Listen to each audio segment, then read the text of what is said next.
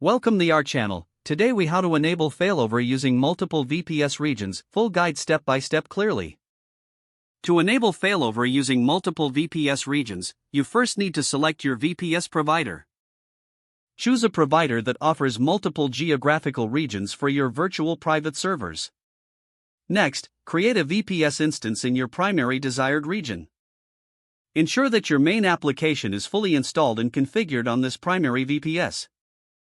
Once your primary VPS is set up, proceed to create a second VPS instance in a different region. This second VPS will serve as your failover server. Install the same application and configurations on the secondary VPS.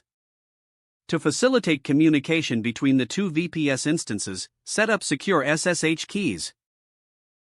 This step will allow seamless access without entering passwords every time. After configuring SSH, it's essential to implement a load balancer or DNS failover service. These services monitor the health of your primary VPS and direct traffic accordingly. Configure health checks to regularly assess the status of your primary server. In case of an outage, the load balancer should automatically redirect traffic to the failover VPS. Next, set up data synchronization between the two VPS instances. You can achieve this through tools like RSANC or database replication, depending on your application. Regularly test your failover process to ensure everything operates smoothly.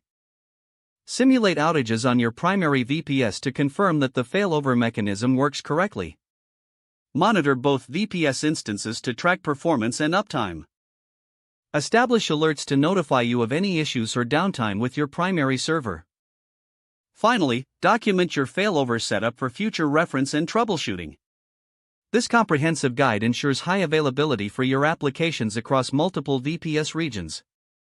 If the page does not load, refresh the browser or try again in a private or incognito window. Make sure you are using the correct email address, then retype it carefully to avoid small typos. If your password is not accepted, use the reset option and create a new strong password you can remember. Check your spam folder for verification or security emails, then complete any requested confirmation steps.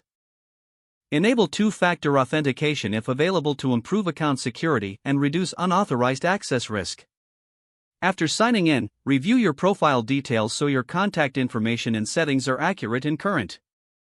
If you see an error message, note it down and try again after restarting your device and internet connection. Don't forget to like this video and subscribe to our channel for more step-by-step tech guides.